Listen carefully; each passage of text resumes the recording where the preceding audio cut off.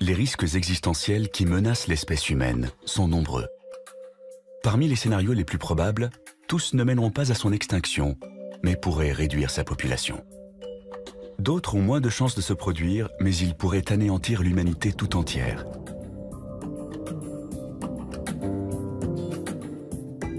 Dans notre liste des 10 scénarios pour une fin du monde au XXIe siècle, nous avons classé les dangers naturels de la 10e à la 6e place.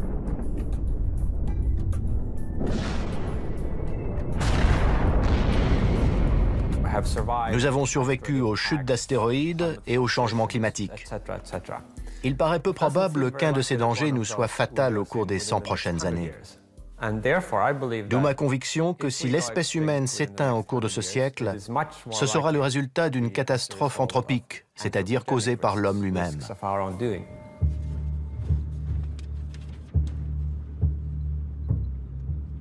De loin, Pripyat ressemble à n'importe quelle ville en béton construite en Ukraine dans les années 1970. Mais dès qu'on s'approche, le tableau change.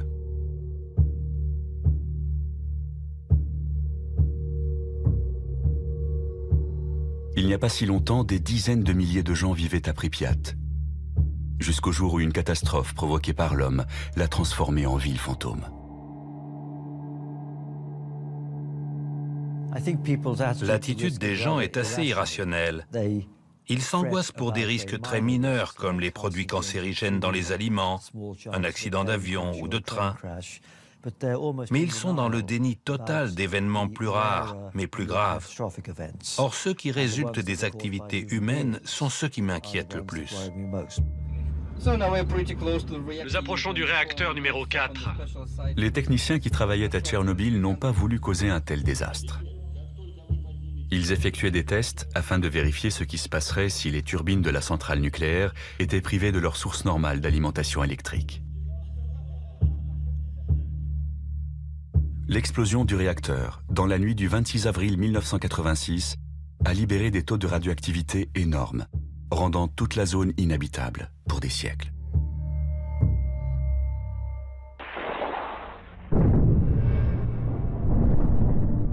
Se pose alors la question, serions-nous capables de provoquer un accident encore plus grave?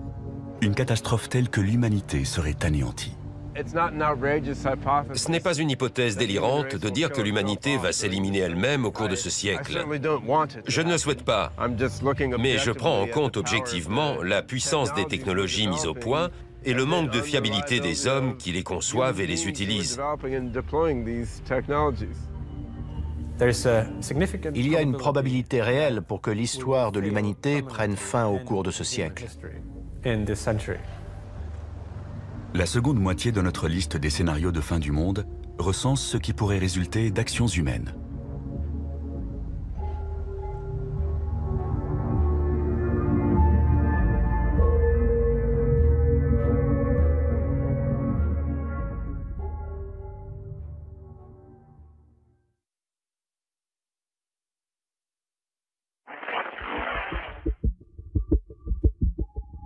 Trois semaines avant que la bombe atomique ne soit larguée sur Hiroshima, le premier essai d'armes nucléaires de toute l'histoire a eu lieu dans le désert au Nouveau-Mexique.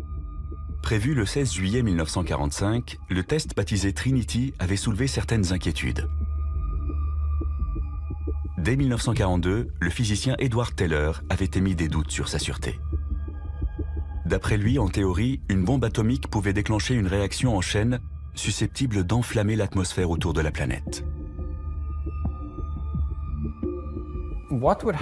Que se passerait-il si l'explosion d'une bombe atomique enflammait l'atmosphère? Après tout, il se produit une petite réaction nucléaire dans une bombe de ce type. Qui sait si tous les atomes dans l'atmosphère ne pourraient pas être entraînés dans cette réaction en chaîne? L'hypothèse avait été prise suffisamment au sérieux pour qu'on mène une étude et qu'on charge des scientifiques de calculer ce risque.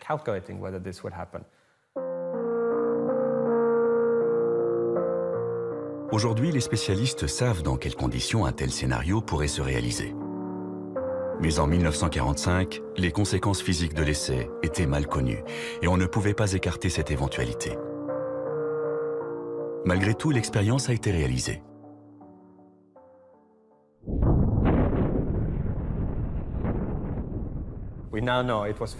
On sait depuis que ça ne pouvait pas se produire. Mais ça donne à réfléchir. Jusqu'à quel point pouvons-nous nous fier à nos calculs? Peut-on miser l'avenir de l'humanité sur leur exactitude?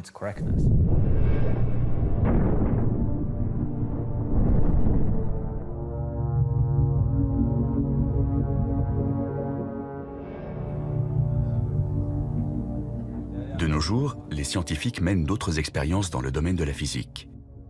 Ainsi, le plus grand accélérateur de particules du monde, qui se trouve au CERN à Genève, permet d'atteindre des niveaux d'énergie sans précédent.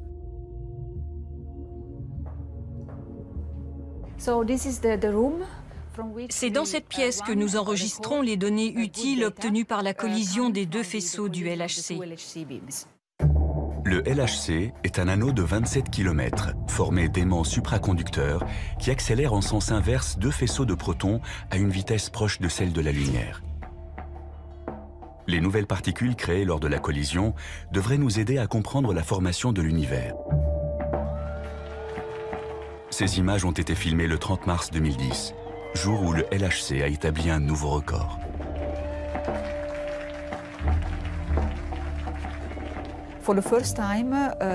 Pour la première fois, les deux faisceaux ont été accélérés à une énergie de 3,5 TeV par faisceau.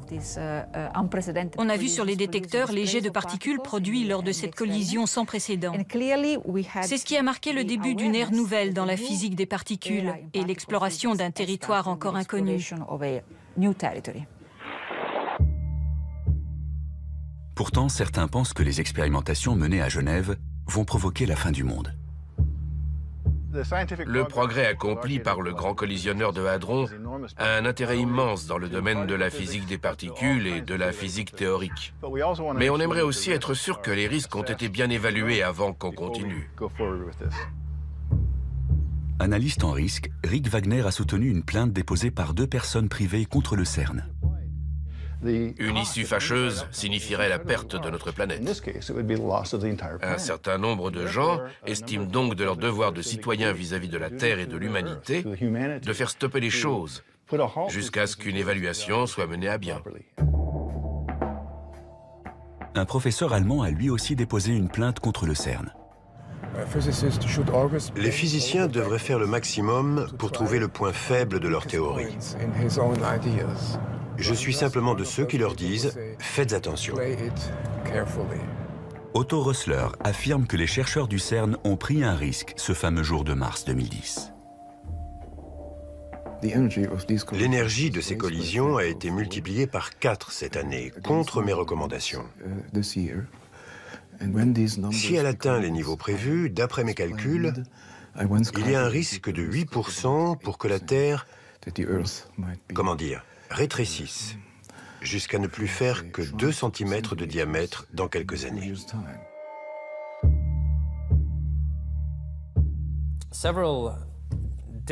On a envisagé plusieurs scénarios possibles, en se demandant si les expériences en physique sur les très hautes énergies, comme celles menées dans le LHC, pouvaient poser un risque existentiel pour l'humanité. Il y a un risque que ça crée un trou noir à l'intérieur de la Terre. Otto Rössler est un spécialiste reconnu de la théorie du chaos. D'après ses calculs, la collision des particules pourrait entraîner la formation de trous noirs microscopiques. Dans le domaine de la théorie des trous noirs, on a encore des choses à apprendre. Je crois que mon groupe de chercheurs a fait une découverte à ce sujet. De minuscules trous noirs pourraient se former lors de collisions à très haute énergie. Jusqu'à présent, l'accélérateur fonctionne à un niveau d'énergie qu'Otto Rössler considère comme acceptable. Mais cela devrait bientôt changer. On progresse à pas de géant. Notre objectif est de multiplier l'intensité des deux faisceaux par 2 ou 3, afin de produire un plus grand nombre de collisions. C'est bien ce qui m'inquiète justement, parce que d'après mes résultats, il y a une probabilité non nulle pour que ça provoque une catastrophe. Les trous noirs sont des objets de l'espace dont le champ gravitationnel est si puissant que même la lumière ne peut s'en échapper. D'après les spécialistes, le centre des galaxies est occupé par des trous noirs massifs.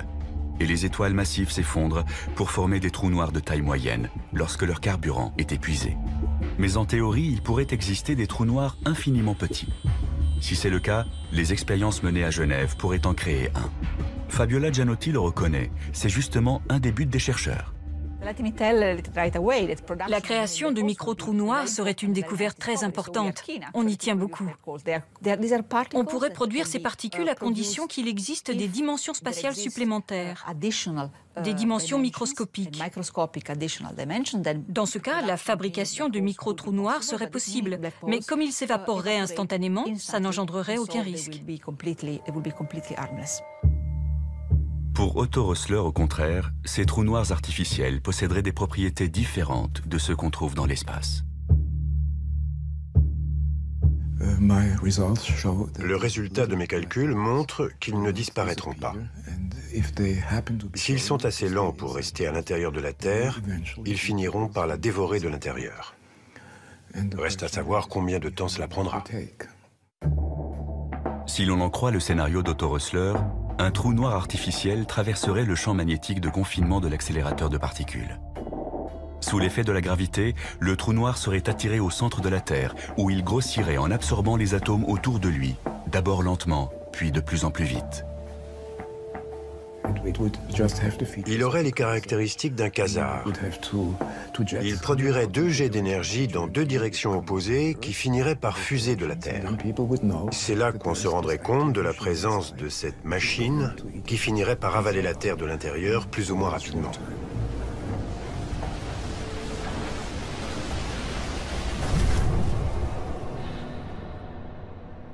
Les chercheurs du CERN reconnaissent que des trous noirs artificiels pourraient avoir un comportement imprévisible.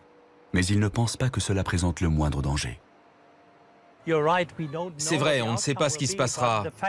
Mais la nature fait la même chose que nous depuis 4,5 milliards d'années. Alors même si on ignore ce qu'on réussira à produire, ce n'est pas dangereux. Le risque que les expériences menées au CERN finissent par détruire l'humanité est très probablement nul. Pour l'instant, aucun physicien éminent ne partage les inquiétudes d'Otto Rössler au sujet des micro-trous noirs artificiels. Mais on ignore ce que les scientifiques construiront à l'avenir dans l'espoir de dompter les forces de la nature. Si on considère les expériences physiques qu'on n'a pas encore imaginées, le risque est faible, mais nettement plus important que celui présenté par un astéroïde ou une super-éruption. Une crise politique sans précédent pourrait conduire à un nouveau test Trinity, et la perspective de fabriquer des armes puissantes pourrait amener les gouvernements et les chercheurs à négliger les questions de sécurité. Comme c'était la guerre et que les avantages potentiels étaient immenses, ils ont procédé à l'essai. Ils ont eu de la chance. Mais quand on joue à la roulette russe, on n'a pas toujours de la chance. Sur notre liste des 10 dangers existentiels possibles, les expérimentations risquées occupent la 5e place. Si les expériences dans le domaine de la physique entrent dans la catégorie des menaces théoriques, le scénario suivant est en revanche très concret.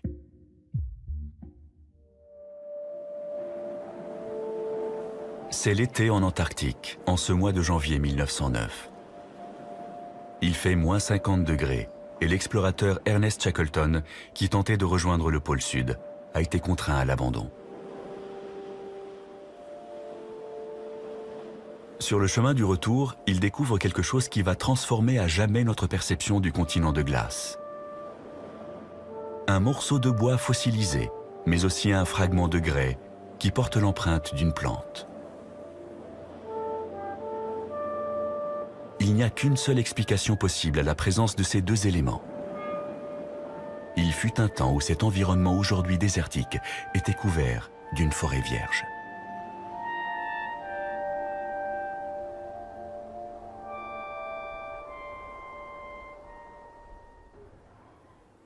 Le climat de notre planète a connu de nombreuses variations, mais à l'époque de Shackleton, cette réalité n'était pas encore bien comprise. La Terre a connu une alternance de glaciation et de périodes beaucoup plus chaudes, comme celle connue sous le nom de maximum thermique du Paléocène-Éocène. La diversité biologique a diminué à cause des températures trop chaudes autour de l'équateur, et les formes de vie ont migré vers les régions polaires. Il n'y avait pas de calotte glaciaire sur Terre. L'Antarctique et le Groenland n'étaient pas recouverts par les glaces. On sait aujourd'hui que l'Arctique et l'Antarctique étaient peuplés de crocodiles et plantés de palmiers. Nous allons maintenant connaître une nouvelle période de réchauffement. Mais cette fois, c'est nous qui en sommes la cause. On joue avec le matériau vital de la planète. On fait des expériences sur la Terre, sur nous et sur tous les autres organismes vivants. Mais on ne sait pas combien de temps on a avant qu'il ne soit trop tard.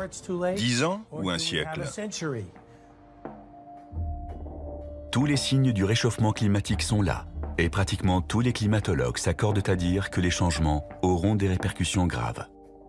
Le rapport du GIEC de 2007 a confirmé tous les rapports des années précédentes. On avait tiqué en 1995, on a commencé à s'inquiéter vraiment en 2001, et d'un seul coup, en 2007, on s'est rendu compte que c'était encore pire que ce qu'on pensait. On ignore jusqu'à quel point la situation risque de se dégrader. Les scientifiques craignent que nous dépassions une limite au-delà de laquelle les changements seront irréversibles. C'est ce qu'on appelle le point de basculement. Dans l'état actuel des choses, je n'exclus pas que la fonte des glaces qu'on enregistre au Groenland ait déjà créé une situation irréversible. Mais on ne s'en rendra pas compte avant 25 ou 50 ans. Une fois que la machine est lancée, on ne peut plus l'arrêter. C'est le point de basculement. Les études paléoclimatiques ont montré que nous allons peut-être connaître une hausse brutale des températures mondiales. Il y a 55 millions d'années, à l'époque où les fossiles retrouvés par Ernest Shackleton se sont formés, le même scénario s'était produit.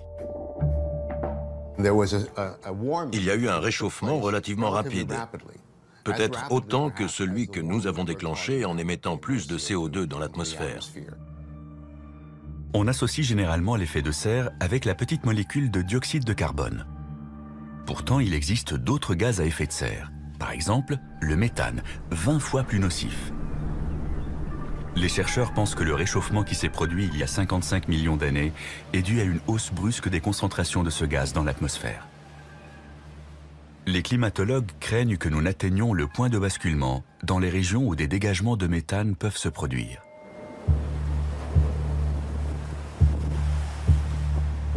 Les plus grandes réserves de méthane naturel se trouvent dans le sous-sol de la toundra sibérienne et le pergélisol sous-marin de la mer de Sibérie orientale. C'est également cette zone qui connaît actuellement l'augmentation de température la plus notable. L'association des deux n'augure rien de bon. Depuis le début du XXIe siècle, le printemps et l'été ont été plus chauds là-bas de 4 degrés par rapport à la moyenne relevée pour les années 1970 à 1999. C'est énorme dans cette région où le pergélisol est aussi étendu. Le pergélisol sous-marin contient de grandes quantités de méthane, un gaz à effet de serre très puissant. D'après les estimations, il y en a tellement dans cette région côtière immense qu'il suffirait qu'1% seulement soit libéré dans l'atmosphère pour accélérer le processus de réchauffement.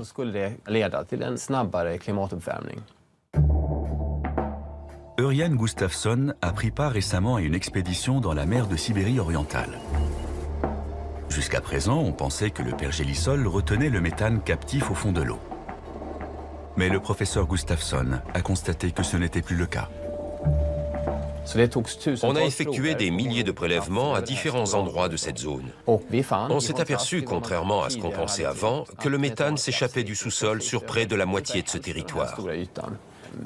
La quantité de méthane émise dans l'atmosphère équivaut à 8 millions de tonnes chaque année. Personne ne peut dire à quel moment le point de basculement sera franchi, ce qui libérera des quantités phénoménales. Tout dépend de notre capacité à réduire nos émissions de gaz à effet de serre. Avant la révolution industrielle, il y a 150 ans, le taux de dioxyde de carbone dans l'atmosphère était de 270 parties par million. Aujourd'hui, il est de 390 ppm, soit une augmentation de près de 50%. Les émissions de CO2 n'ont cessé de croître. Si on continue à ce rythme, on atteindra certainement un taux de 800 à 1000 ppm à la fin de ce siècle. Je n'hésite pas à le dire, ce serait une catastrophe. Steven Schneider est un des principaux experts du panel des Nations Unies sur le climat. Il a tenté de savoir comment notre planète réagirait dans un tel cas. Avec un taux de 1000 ppm, le réchauffement serait de plus de 4 degrés, peut-être même 6 ou 8. Il y aurait une déglaciation au Groenland, avec une montée du niveau des mers de 5 à 10 mètres, des ouragans plus fréquents et des super incendies. Jusqu'à 40% des espèces pourraient disparaître. L'Europe serait en proie aux inondations monstres. Ciao Venise. Et tout le monde se dirait, qu'est-ce qu'on a fait? Mais ce réchauffement rendrait-il la planète inhabitable, au point de provoquer la disparition de l'espèce humaine? Je fais partie des moins pessimistes. Certains collègues pensent qu'en effet, ce scénario catastrophe entraînerait l'extinction de l'humanité. Selon eux, le réchauffement déclencherait la libération de tout le méthane contenu dans la toundra et sous la mer. Au lieu d'être de 1000 ppm, le taux de ce gaz atteindrait le double. Confrontés à une crise grave, nous serons peut-être forcés de recourir à des mesures extrêmes. L'idée serait de modifier volontairement le climat de la Terre. Par exemple, en injectant de la suie dans l'atmosphère ou en mettant sur orbite des miroirs qui intercepteraient une partie de la lumière du Soleil. C'est ce que l'on appelle la géo-ingénierie. Cela consiste à mettre en œuvre des techniques qui empêcheraient la planète de se réchauffer. Une sorte de solution de repli au cas où nous serions incapables de réduire nos émissions de CO2. Mais beaucoup de spécialistes redoutent que ça ne fasse qu'empirer les choses. Les projets de la géo-ingénierie ne sont pas sans danger. On sait très bien que quand l'homme commence à bidouiller des systèmes complexes qu'il ne comprend pas très bien, il y a forcément des effets secondaires. Que faire si on ne peut pas déterminer quels seront exactement les effets secondaires engendrés? Il y a un risque pour que le remède soit pire que le mal. C'est une expérience très dangereuse. Il est peu probable que l'homme provoque un jour une catastrophe climatique telle qu'elle rende la planète inhabitable. Mais dans le pire des cas, nous serons peut-être obligés de faire comme la faune et la flore il y a 55 millions d'années. Migrer vers l'Antarctique, libérer des glaces.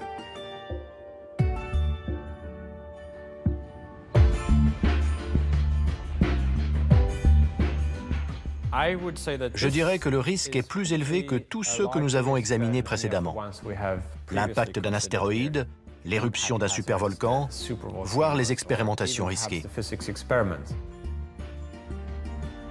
C'est pourquoi la menace d'une catastrophe climatique est classée 4e sur notre liste.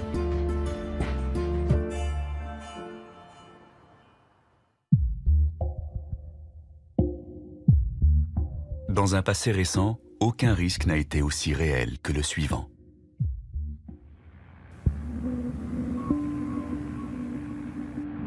Octobre 1961. Un bombardier Tupolev fait route vers l'océan Arctique. Le commandant Andrei Donovtsev a été chargé de procéder à un essai nucléaire qui restera dans les annales. Il doit larguer la Tsar Bomba, la bombe la plus puissante jamais mise au point de l'histoire de l'humanité.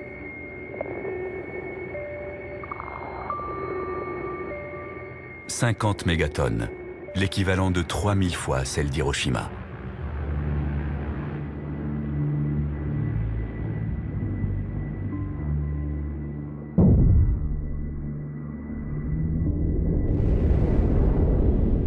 Le champignon atomique s'élève à plus de 60 km de haut. Et l'onde de choc fait 3 fois le tour de la planète avant de ne plus être perceptible.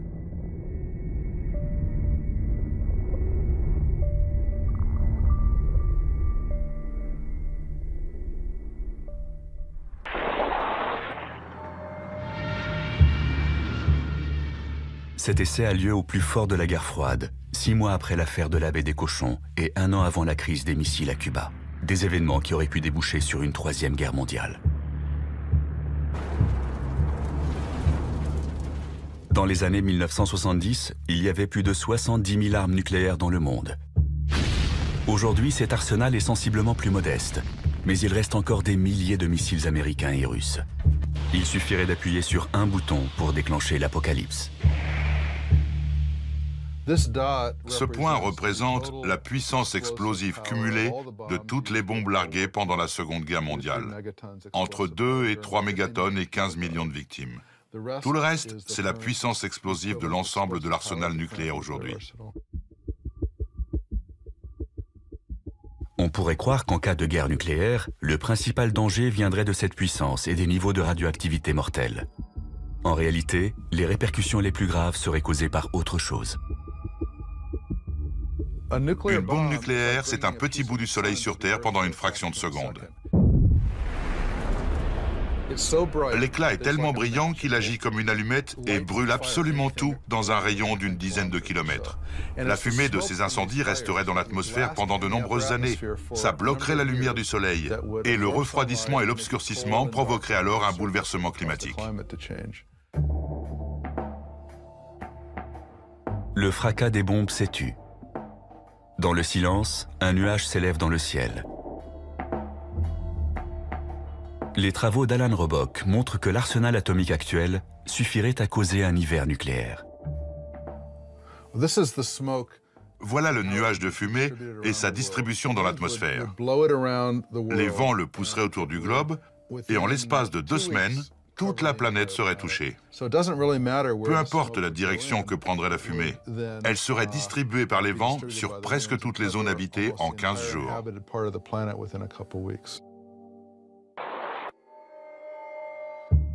D'après cette simulation, les températures resteraient négatives même pendant les mois d'été. Ça, c'est le premier été après la formation du nuage, le deuxième et le troisième. Pendant tout ce temps, les températures seraient négatives. On aurait un vrai hiver nucléaire. L'agriculture serait stoppée, il ferait froid, sec, et il n'y aurait pas de lumière, et la majeure partie de la population mondiale mourrait de faim. Même après le nouveau traité de désarmement signé récemment par Obama et Medvedev, l'arsenal américain et russe est encore assez important pour déclencher un hiver nucléaire.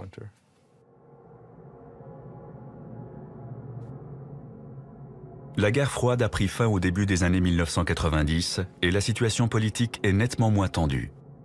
Mais on ne peut pas pour autant écarter l'éventualité d'un nouveau conflit. Il ne faut pas se faire d'illusions. Ce n'est pas parce que la guerre froide s'est terminée sans incident nucléaire que nous sommes à l'abri de ce danger.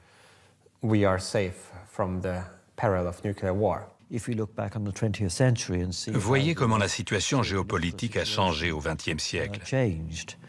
2 guerres mondiales, l'essor puis la chute de l'Union soviétique. Personne ne peut prédire quelle sera la situation dans la seconde moitié du XXIe siècle. Il est tout à fait possible qu'une crise entre 2 nouvelles superpuissances soit gérée de façon moins heureuse que pendant la guerre froide. Une chose est sûre, les progrès technologiques permettront de concevoir des armes nouvelles et plus puissantes. Quand Alfred Nobel a inventé le TNT, il pensait qu'un explosif aussi puissant mettrait fin à jamais à la guerre parce que personne n'oserait s'en servir. Idem quand Richard Gatling a inventé sa mitrailleuse. C'était une arme tellement meurtrière qu'elle mettrait fin aux guerres pour la même raison. Or, l'expérience a montré que toute nouvelle arme est utilisée. Les armes futures feront peut-être appel à une science de l'invisible. La nanotechnologie consiste à manipuler la matière au niveau atomique et moléculaire. Travailler dans le monde de l'infiniment petit permet d'améliorer la solidité, la durabilité et l'élasticité des choses. Cela permet aussi de lutter plus facilement contre les maladies et les problèmes environnementaux. C'est une technologie extrêmement puissante, dont les applications pourront être aussi bien bénéfiques que néfastes. De fait, la nanotechnologie a un côté obscur. On parle déjà de créer des nano-armes. Dans le domaine militaire, les applications sont innombrables. Exemple des armes qu'on pourrait mettre au point, des engins volants autonomes ou semi-autonomes de la taille d'un moustique, capables de tuer un individu qui ne serait pas protégé. On pourrait imaginer une sorte de boîte qui contiendrait des mini-robots programmés pour repérer les êtres humains et leur injecter un poison. Il vous pique et terminé. Un prototype de ce genre existe déjà. Les machines volantes autonomes sont de plus en plus petites et intelligentes.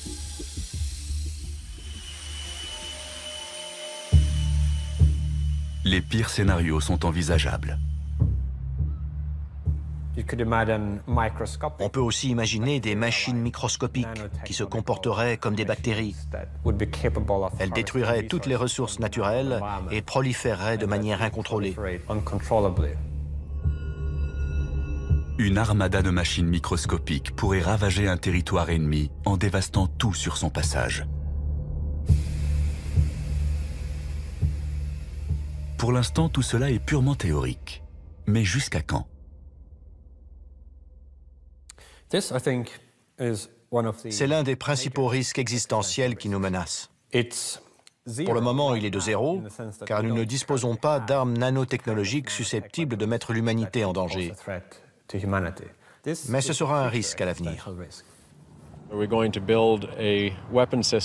Va-t-on réussir à mettre au point un type d'arme capable de détruire le monde, à l'instar de notre arsenal nucléaire? La réponse est peut-être. On n'a pas encore complètement défini l'ampleur du danger. Mais ce n'est pas demain la veille qu'un cinglé ou un terroriste sera en mesure de fabriquer une arme de fin du monde avec des composés moléculaires. La Première Guerre mondiale a été une guerre chimique. Le gaz lacrymogène, le gaz moutarde et le gaz chloré ont été utilisés massivement sur les champs de bataille en Europe. La Seconde Guerre mondiale a été celle de la bombe atomique. Quelles seront les armes de la Troisième Guerre mondiale? La question reste ouverte. Einstein a dit un jour « Je ne sais pas quelles armes seront utilisées pendant la Troisième Guerre mondiale, mais la quatrième se réglera à coups de pierre et de bâton. » C'est une catégorie qui englobe des risques spécifiques et différents. Armes nucléaires, armes nanotechnologiques, armes qui n'ont pas encore été inventées. Et de fait, la probabilité qu'une guerre déclenche une catastrophe existentielle est assez élevée.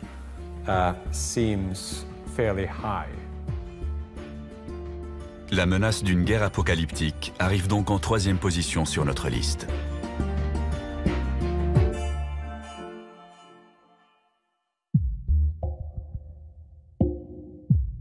La deuxième place est occupée par un danger qui relève encore du domaine de la science-fiction.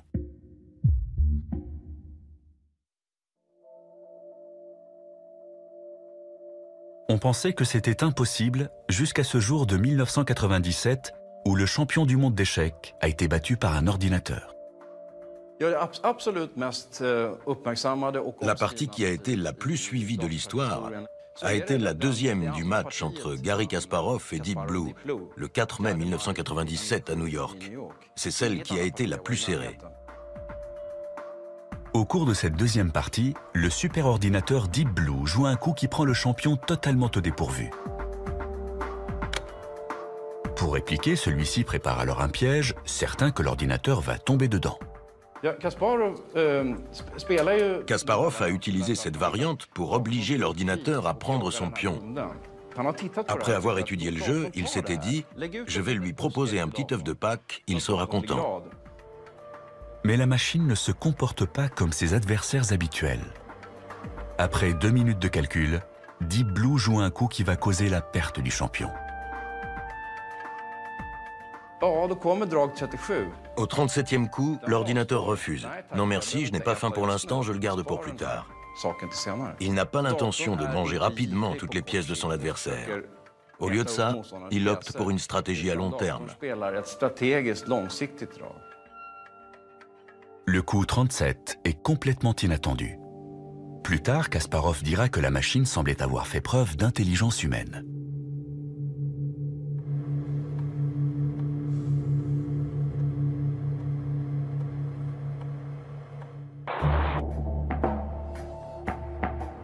Il n'est pas exagéré d'affirmer que nous sommes entrés dans l'ère de la machine. Il nous serait impossible de revenir à un monde sans ordinateur ni automatisation. Les machines sont essentielles pour la gestion du trafic aérien, l'entretien des centrales nucléaires, le traitement des communications et le contrôle de l'économie mondiale.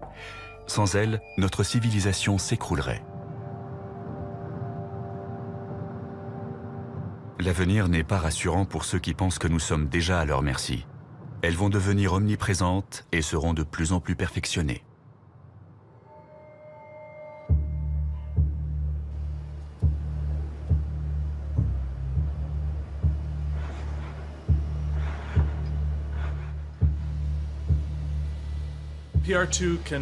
PR2, c'est ouvrir une porte, brancher une prise, prendre une boisson dans le réfrigérateur et plier des serviettes. On peut lui faire plein de choses. Dans la Silicon Valley, Willow Garage met au point les appareils ménagers de demain. Ici, on est sûr que les robots deviendront aussi banals que les lave-vaisselle ou les ordinateurs.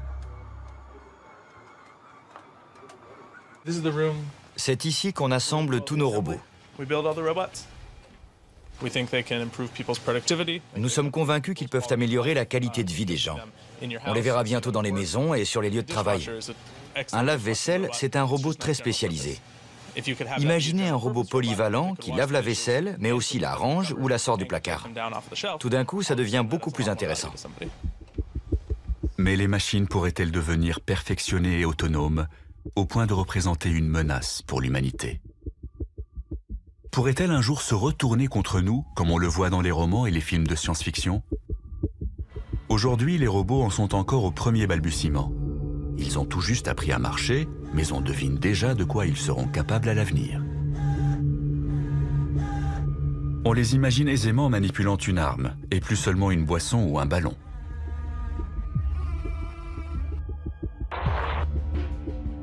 Il y a longtemps que l'armée utilise des véhicules aériens non pilotés, mais on voit aussi apparaître des robots terrestres sur les champs de bataille. Devant la banalisation des robots militaires, il a même fallu organiser des conférences afin d'évoquer les problèmes éthiques liés à leur utilisation en temps de guerre. Les gens ne se rendent pas compte qu'il y en a autant. On en avait très peu en 2001, mais aujourd'hui, il y en a quelques 7000 déployés en Afghanistan et en Irak. Certains sont utilisés pour la surveillance et la manipulation d'engins explosifs. Là-dessus, rien à dire. Ce qui nous gêne, c'est l'utilisation de ce que l'on appelle des plateformes armées, c'est-à-dire de robots de combat. L'armée américaine en a acheté 1700. Ils sont télécommandés, mais peuvent aussi fonctionner de façon complètement autonome. Lorsqu'ils repèrent un objectif, ils calculent une solution de tir en une fraction de seconde. Puis ils attendent, pour l'instant du moins, qu'un humain leur donne l'ordre d'agir.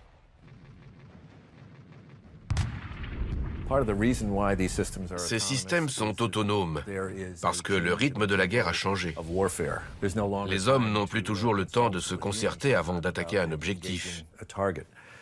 C'est une question très grave.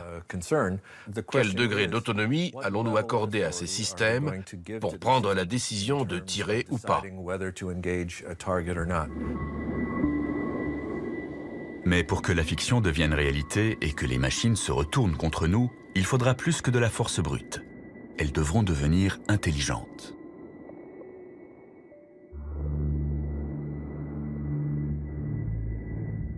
La communauté scientifique est divisée sur la question. Est-il possible de créer une intelligence artificielle, ou IA? Ben Goertzel est convaincu que les machines vont non seulement atteindre notre niveau, mais nous dépasser. Il y a 99% de chances pour qu'à la fin du XXIe siècle, l'IA soit nettement plus intelligente et puissante que les humains. Ce n'est plus nous qui commanderons sur Terre. Une stratégie de recherche révolutionnaire a fait naître l'espoir chez les partisans de l'IA. Des scientifiques tentent de créer une version numérique du cerveau humain. Synapse par synapse, cellule par cellule, le cerveau est converti en 1 et en 0. Si l'expérience réussit, cet esprit numérique pourrait s'avérer plus performant que son équivalent biologique. Un esprit numérique peut surpasser un cerveau humain dans de nombreux domaines. Il peut être plus intelligent et plus respectueux de l'éthique que l'homme.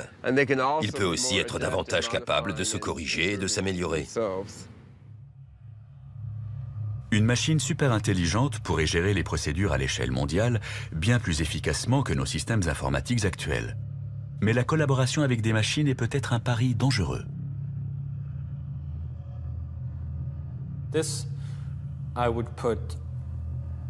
C'est un risque que je classerais tout en haut ou presque de la liste des dangers existentiels. C'est un scénario qu'on ne peut pas écarter. On va peut-être créer une IA dans un but utile pour s'apercevoir au final qu'on s'est trompé. Ça peut paraître fou ou relever du domaine de la science-fiction, mais une superintelligence serait capable de concevoir très rapidement des technologies très puissantes afin d'imposer sa volonté. Il y a un risque pour qu'un esprit numérique se retourne contre nous, sans que nous soyons assurés de pouvoir l'arrêter à temps.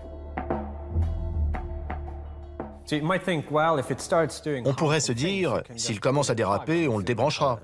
Mais c'est justement une réaction qu'une superintelligence sera en mesure d'anticiper. Elle considérera ce scénario comme une manière de l'empêcher d'atteindre son objectif et fera ce qu'il faut pour l'éviter. Elle pourrait, par exemple, s'introduire dans le réseau Internet de façon à envoyer un peu partout des copies d'elle-même, ou prendre le contrôle d'engins robotisés pour s'emparer du pouvoir.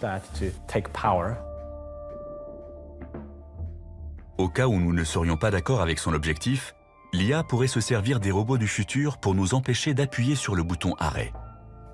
Et si nous prenions les armes, elle pourrait décider que la solution la plus simple serait de se débarrasser de nous.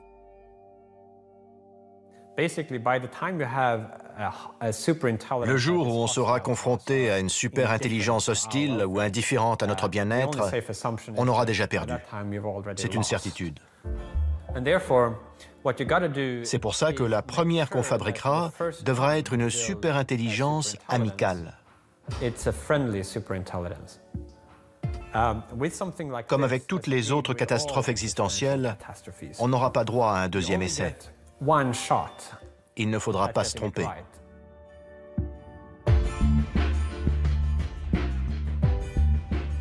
La menace que représentent des machines super intelligentes est en deuxième position sur notre liste de scénarios catastrophes.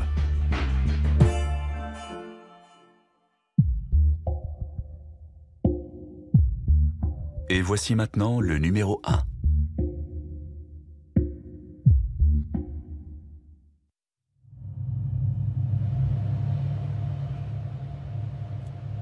C'est un vendredi comme les autres en ce mois de mars 1979. Mais à la fin de la journée, le personnel du complexe militaire 19 à Sverdlovsk en Union soviétique va provoquer un accident catastrophique.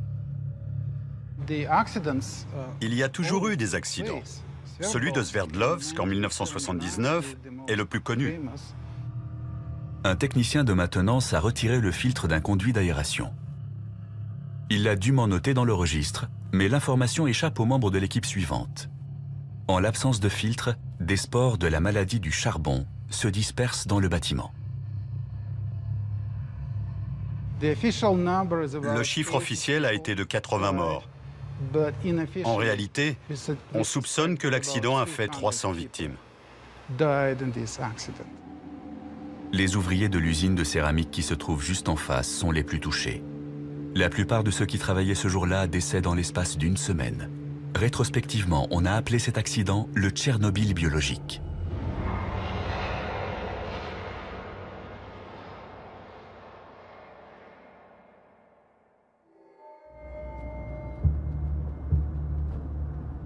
Les superpuissances de la guerre froide ont officiellement mis un terme à leur programme d'armes biologiques. Mais elles sont toujours en mesure de produire des micro-organismes mortels.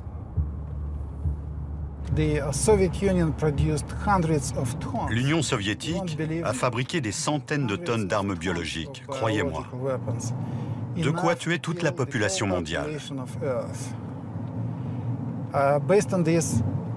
En se fondant sur cet exemple, on peut penser qu'un pays doté de ressources modérées serait capable de produire une quantité importante d'armes de ce type. Entre 1976 et 1986, cet homme était responsable du laboratoire secret soviétique Vektor à Novosibirsk. On a tenté de modifier des virus en introduisant des fragments synthétiques d'ADN dans leur matériau génétique.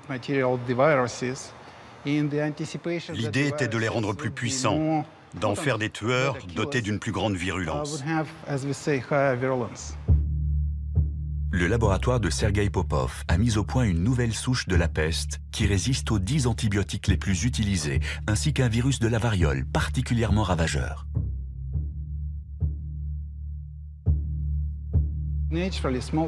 En temps normal, la variole tue environ 30% des gens contaminés.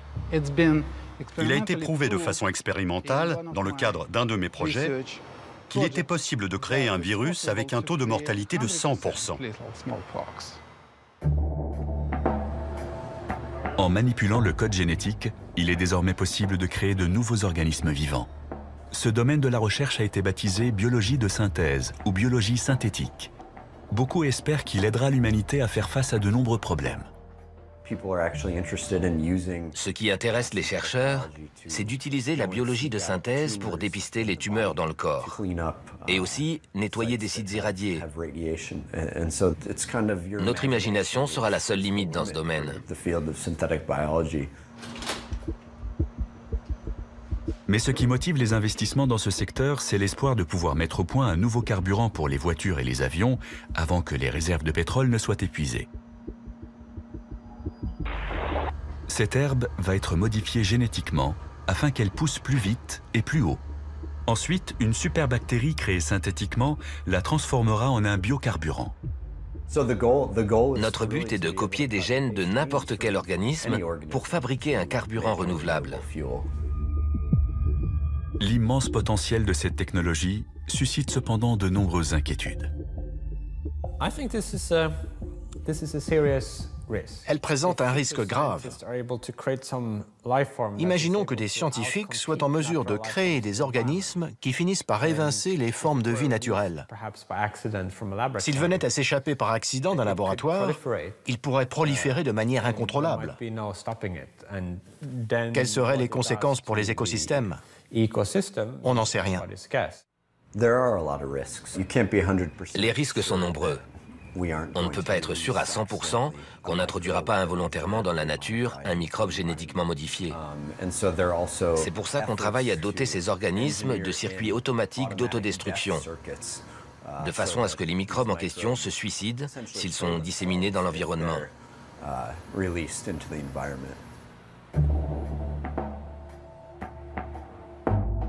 Ce que beaucoup redoutent le plus, ce n'est pas l'éventualité d'un accident, mais une destruction provoquée volontairement. Ces deux hommes ont déclenché une vive polémique en fabriquant un virus dangereux grâce aux techniques de biologie de synthèse. Eckhard Wimmer et Geronimo Cello ont trouvé le génome du virus de la poliomyélite sur Internet. Puis ils ont commandé et reçu par courrier les séquences ADN nécessaires à sa fabrication. Avec du matériel standard de laboratoire, ils sont ensuite parvenus à recréer ce virus mortel. Ça veut dire que si on y arrive avec un petit virus comme celui de la polio, on pourrait aussi le faire un jour avec celui de la variole.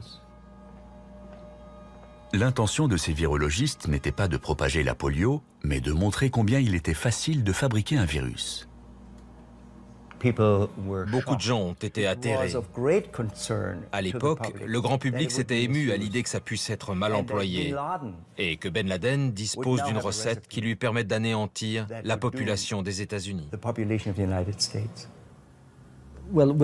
Eckhard Wimmer et ses collègues ont synthétisé le virus de la polio uniquement pour montrer que c'était possible. Cette technologie deviendra bientôt très accessible, alors on s'inquiète à l'idée que certains en fassent un mauvais usage. Les technologies sont de plus en plus puissantes, en particulier les machines qui permettent de synthétiser l'ADN. Bientôt, ces techniques seront accessibles à tous ceux qui voudront se les procurer d'occasion sur eBay pour quelques milliers de dollars. À moins qu'on se décide à faire quelque chose, dans 10, 15 ou 20 ans, n'importe qui pourra fabriquer sa propre version du virus de la variole ou du virus Ebola. Sergei Popov est convaincu que nous serons confrontés à des formes de vie artificielle encore plus menaçantes.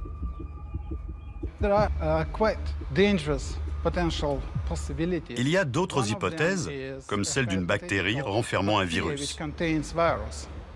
Les deux sont dangereux. Si on s'attaque à la bactérie, le virus continuera à propager la maladie. Et si on s'attaque au virus, on ne sera plus protégé contre la bactérie. C'est un scénario cauchemardesque. Une infection bactérienne doublée d'une infection virale pourrait se solder par une maladie que nous serions incapables de soigner. Les particules en suspension dans l'air sont le mode le plus efficace de transmission d'un agent pathogène. La victime inhale de fines gouttelettes de fluide, et il ne faut qu'une quantité infime pour contaminer un individu. Une attaque biologique pourrait être lancée dans un endroit comme celui-ci. Une rame de métro fonctionne comme une pompe dans un tube. Si on répand une bonne quantité d'agents pathogènes au-dessus des voies, le déplacement des rames les fera se propager le long des tunnels. Ce serait suffisant pour contaminer beaucoup de monde.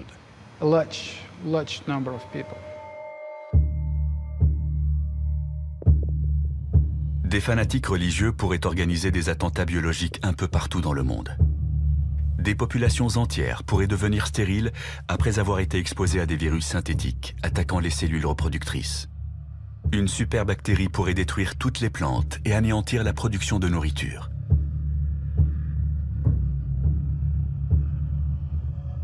Comme on peut le voir, les scénarios catastrophes dans ce domaine, accidentels ou non, ne manquent pas.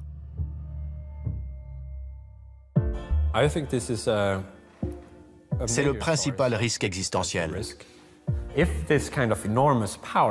Si un tel pouvoir devait devenir accessible à tout le monde, il est évident que certains voudront l'utiliser à des fins de destruction. Les méchants pourraient être n'importe qui. Un État voyou, un groupe terroriste sophistiqué, ou juste un scientifique mal luné.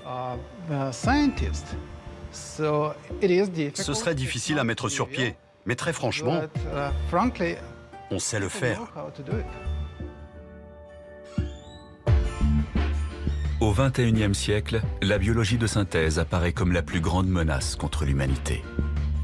Elle arrive donc en tête de nos 10 scénarios de fin du monde.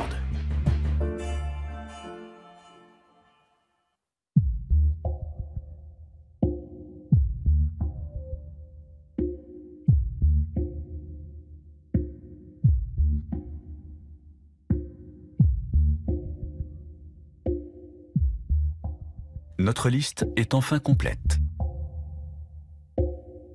Pourtant, il faut encore évoquer un dernier danger, peut-être plus grave que les 10 autres combinés, car notre jeu comporte une 11e carte. Cette carte rentre dans la catégorie des risques existentiels majeurs.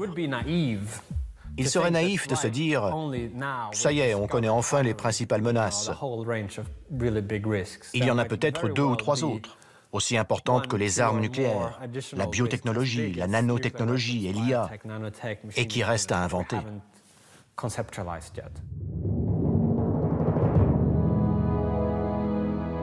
Le sort de Pripyat nous donne un aperçu de ce que serait l'avenir dans un monde où les hommes auraient disparu.